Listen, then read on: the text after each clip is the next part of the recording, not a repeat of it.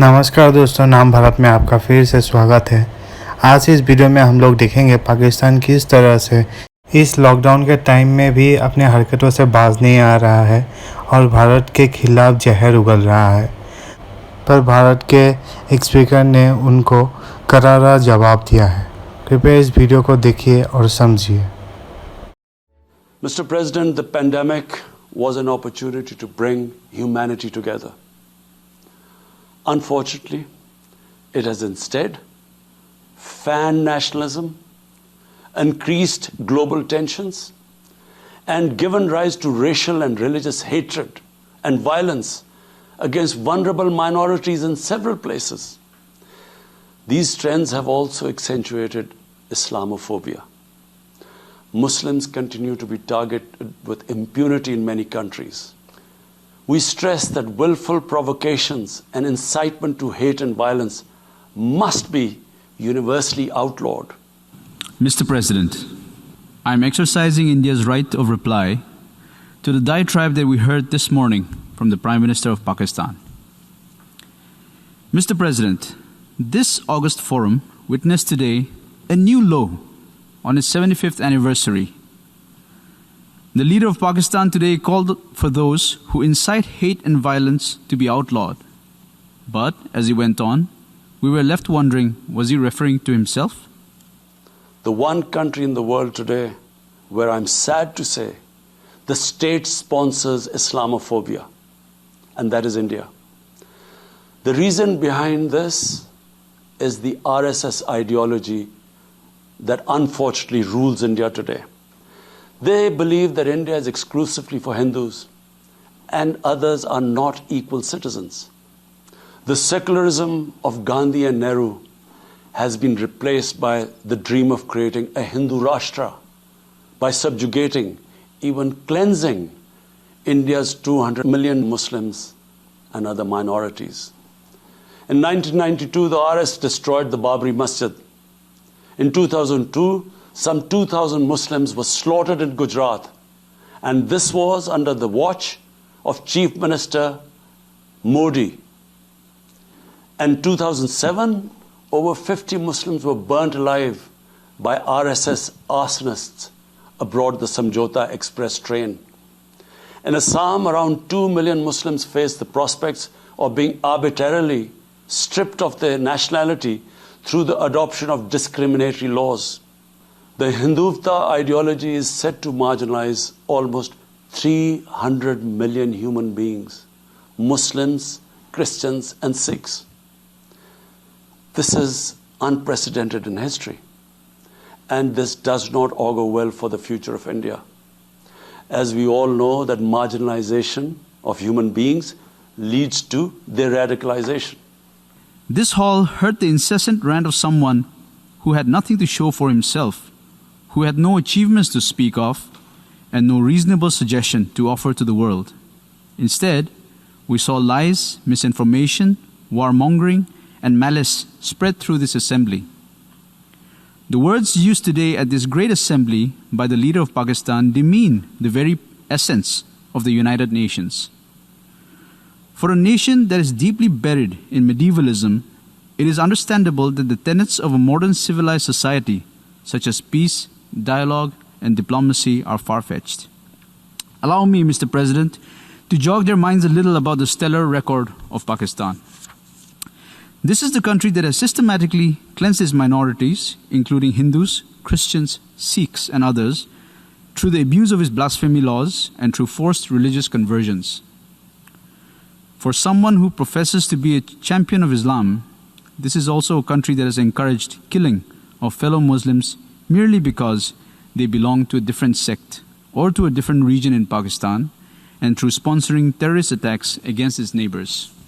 Mr. President, for over 72 years, India has illegally occupied Jammu and Kashmir against the wishes of the Kashmiri people and in blatant violation of the resolutions of the Security Council and indeed its own commitments to the people of Kashmir.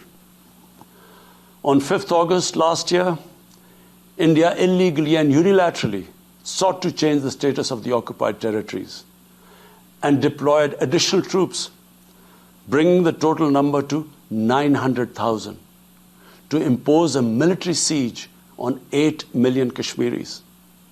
All Kashmiri political leaders were incarcerated.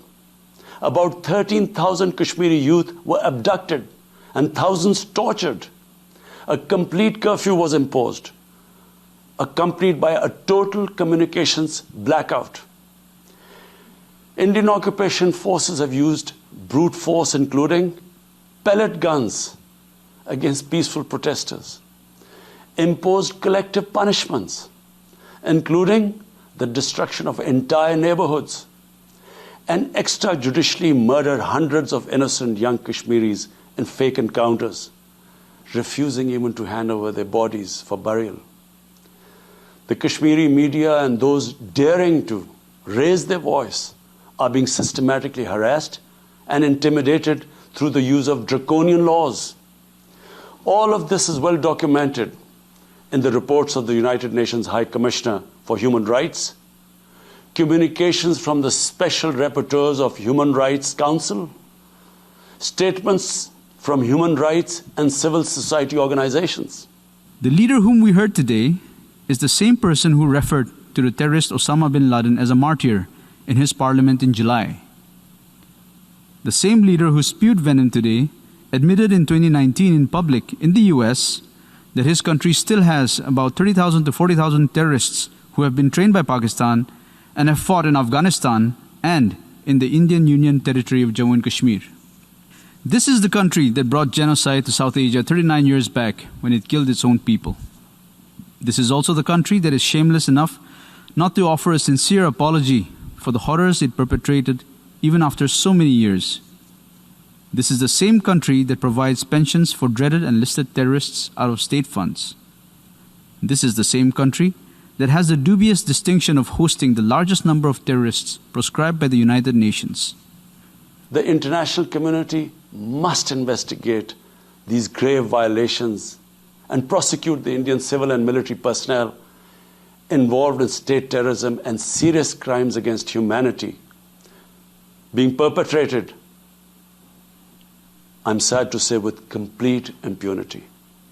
The objective of this brutal campaign is to impose what the RSS BJP regime has itself called the final solution for Jammu and Kashmir. To this end, the military siege is being followed by moves to change the demographic structure of the occupied territory. This is an attempt to obliterate the distinct Kashmiri identity in order to effect the outcome of a plebiscite envisaged in the UN Security Council resolutions.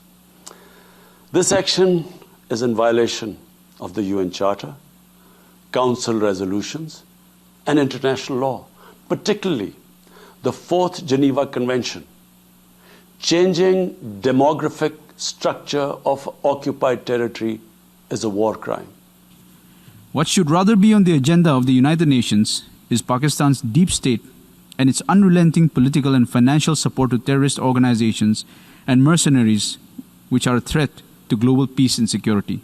My parents, Mr. President, were born in the colonial India. And I was the first generation that grew up in an independent Pakistan. I want to make it clear that any attempt by the fascist, totalitarian, RSS-led Indian government to aggress against Pakistan will be met by a nation that will fight for its freedom to the end. Mr. President, there will be no durable peace and stability in South Asia until the Jammu and Kashmir dispute is resolved on the basis of international legitimacy. Kashmir has been rightly described as a nuclear flashpoint. The Security Council must prevent a disaster conflict and secure the implementation of its own resolutions, as it did in the case of East Timor. The Council has considered the situation in Jammu and Kashmir 3 times in the past year. It must take appropriate enforcement actions. It must also take steps to protect the Kashmiris from an impending genocide by India. The only crowning glory that this country has to show to the world for the last 70 years is terrorism, ethnic cleansing, majoritarian fundamentalism, and clandestine nuclear trade. Mr. President, let me assert here loud and clear. The Union Territory of Jammu and Kashmir is an integral and inalienable part of India. The rules and legislations brought in the Union Territory of Jammu and Kashmir are strictly internal affairs of India. The only dispute left in Kashmir relates to that part of Kashmir that is still under illegal occupation of Pakistan. We call upon Pakistan to vacate all those areas that it is in illegal occupation of.